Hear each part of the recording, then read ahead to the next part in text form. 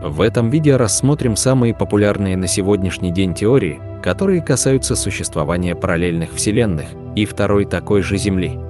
Ученые считают, что параллельные миры могут существовать, только проверить их наличие практически невозможно.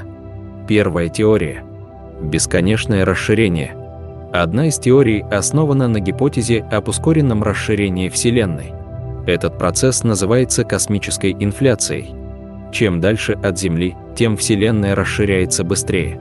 Эта теория говорит о том, что в какой-то момент в самом начале своей истории Вселенная начала расшириться слишком быстро, чтобы свет из очень далеких галактик мог достичь Земли. Это значит, что где-то есть место, которое мы не можем увидеть. Там тоже есть галактики, и ученые описывают это место как отдельную параллельную Вселенную. Эта теория популярна, потому как не требует менять какие-либо известные законы физики или менять наше представление о Вселенной. Вторая теория – пузыри Вселенной. Есть еще одна интересная теория о параллельных вселенных. Она говорит о том, что ускоренное расширение пространства или космическая инфляция произошла не один раз, а таких процессов было несколько.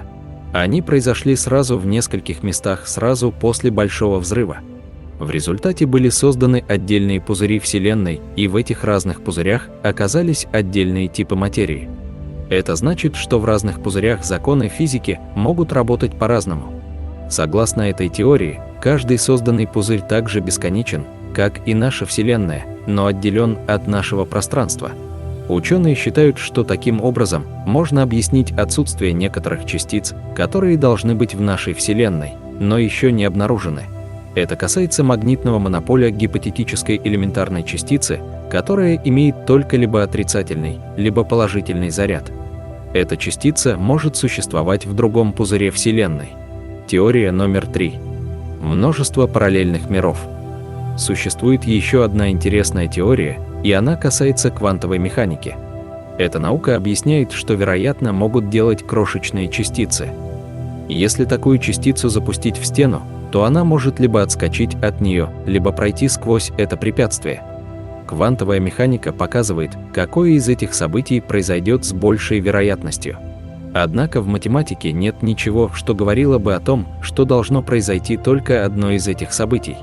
Оба эти события могут произойти одновременно. Но мы сможем увидеть только одно из этих событий. Так что, если частица отскочила от стены, то в то же время она может пройти сквозь нее просто в другой, параллельной вселенной. Согласно теории, в той параллельной вселенной все происходит так же, как и у нас. Только там частица прошла сквозь стену, а не отскочила от нее. Теория существования многих параллельных миров говорит о том, что каждый раз, когда случается квантово-механическое воздействие, создается отдельная параллельная вселенная. Но эту теорию проверить невозможно из-за того, что мы не взаимодействуем с этими другими мирами. Существует ли другая Земля? Такая же планета, как наша, может точно существовать в теории с многими параллельными мирами. Но с этим сложнее, если говорить о теории бесконечного расширения и о пузырях Вселенной.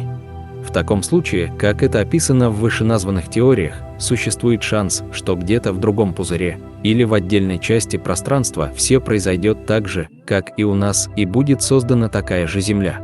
Но математика говорит, что это маловероятно.